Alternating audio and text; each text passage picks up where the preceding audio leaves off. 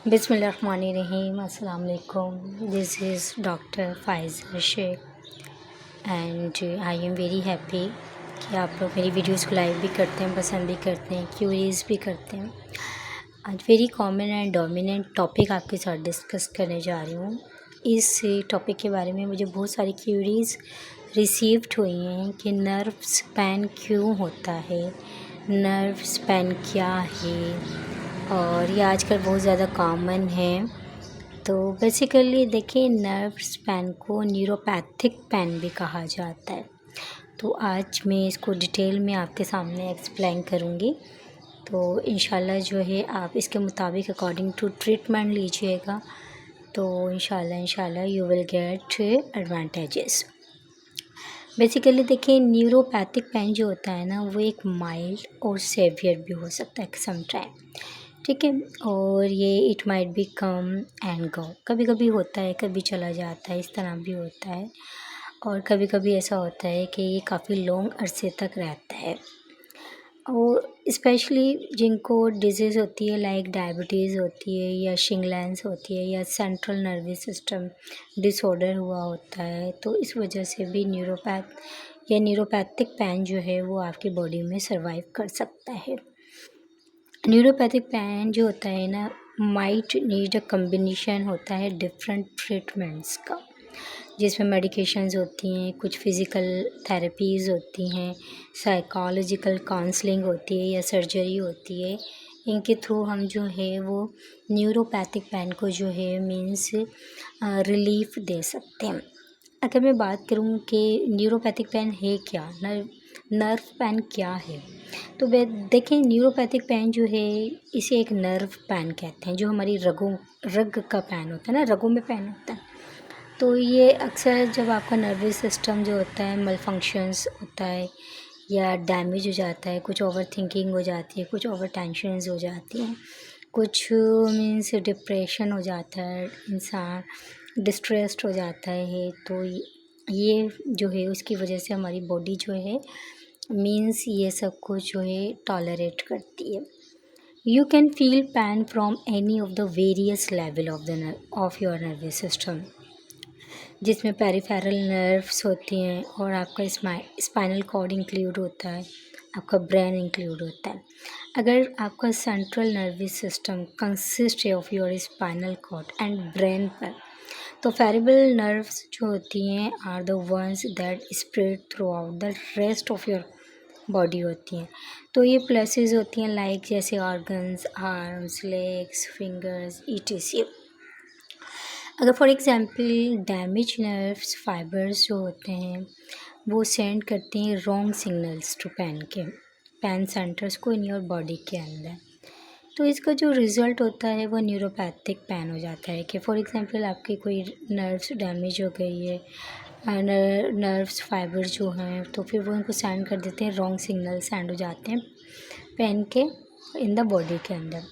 तो nerve function जो होता है वो चेंज होता है at the site of nerve damage से, और in area in your central nervous system में, या सेंट्रल सेंसिटाइजेशंस। बेसिकली न्यूरोपैथिक जो है एक डिस्टर्बेंस है, जाहिर सी बात है, आपकी बॉडी में एक पेन पेनिट्रेट करेगा और आपको उस चीज़ का अटैक होगा, तो डिस्टर्बेंस होगी। एक ये डिस्टर्बेंस फंक्शन होता है ना, जो कि चेंज होता है इन वन और सेवरल नर्व्स के अंदर। कहीं पर भी किसी भी टाइम आपको जो है या आर्म्स में या लेग्स में ये पेन हो सकता है। About 30 of the neuropathic causes जो होते हैं वो अकर होते हैं ड्यू टू डायबिटीज़ की वजह से। जिन लोगों को शुगर होती है तो इट मीन्स उसकी वजह से जो है न्यूरोपैथिक काजेज होते हैं। बट 100 ऑफ अदर डिजीज़ जो होती हैं लाइक जिसमें शिंगलैंस हो गई, HIV हो गया, एड्स हो गए, हेपेटाइटिस हो गया, ये अल्कोहल का बहुत ज़्यादा यूज़ हो गया, तो ये भी डिसऑर्डर कर देता है आपकी बॉडी को, जिसकी वजह से क्रिएट होता है नर्व स्पैन। तो कुछ सिम्पटम्स यहाँ पे मैं आपको बताती हूँ और कॉजेज़ बताती हूँ। देखिए, न्यूरोपैथिक पेन जो है उसके कुछ सिम्पटम्स इंक्लूड होते हैं, जिसमें पेन जो है हैपन होता है फॉर नो अपेरेंट रीज़न में, स्पॉन्टेनियस पेन होता है, ठीक है। ये में भी इंक्लूड होता है बर्निंग से, स्टैबिंग से और electrical shock like pain, tingling, numbness और पिन ऑफ नीडल्स फीलिंग से। अगर हम बात करें फर्दर एरोडाइनियम, एलोडाइनिया बेसिकली जो है ये अकर होता है जब नॉर्मली पेनलेस स्टिमुलाई होता है, लाइक जैसे कि कोल्ड हो गया, प्रेशर हो गया, ब्रूशिंग अगेंस्ट योर स्किन हो गई, या causes you to feel pain हो गया। It's extreme sensitively to touch होता है। अगर हम हाइपरलेजिसिया की बात करें तो ये हैपन होता है जब नॉर्मली पेनफुल स्टिमुलाई होता है, जैसे कि हीट और पिन प्रिक्स हो गई, जो काजेज होते हैं एक्सट्रीम और इंक्रीज करते हैं पेन को सेंसेशन में। हाइपोएलेजिया जो होता है ये अकर करता है जब नॉर्मली पेन जो है वो स्टिमुलस होता है और इसका रिज़ल्ट ये होता है कि डिक्रीज हो जाता है पेन रिस्पॉन्स में। अगर हम बात करें डायसेस्थीसिया तो ये रेफ़र करता है एनी अनएक्सपेक्टेड सेंसेशंस को, और ये फील करवाता है एक स्ट्रेंज, अनप्लेजेंट और पेनफुल को। इंसोम्निया ये एक डिफ़िकल्टी स्लीपिंग है। You may also have emotional stress due to disturbed sleeps and pain too. कुछ फर्दर कॉजेज़ होते हैं न्यूरोपैथिक पेन के, जिसमें कॉजेज़ ऑफ न्यूरोपैथिक पेन जिसमें इंक्लूड्स ये अल्कोहल या डिसऑर्डर आपकी किसी भी बॉडी के पार्ट्स का, डायबिटीज़ हो गई, फैशन नर्व्स हो गए कंडीशंस, कुछ एड्स हो गए या फिर हेपेटाइटिस हो गई, या सेंट्रल नर्वस सिस्टम डिसऑर्डर्स हो गए जैसे कि स्ट्रोक हो गई, पार्किंसंस डिजीज़ हो गई मल्टीपल, और स्केलेरियस हो गई, ठीक है। और कुछ अदर जो हैं न्यूरोपैथिक पेन्स होते हैं जिसमें केमोथेरेपी ड्रग्स हो गई या रेडिएशन थेरेपी हो गई, एम्पुटेशंस हो गई और ट्यूमर्स हो गया, इस तरह की डिजीज़ होती है। अब हम फर्दर बात करें तो ये किस तरह डायग्नोस्ड होता है, तो देखें डायग्नोसिस एंड टेस्ट जो हैं वो must be important for this.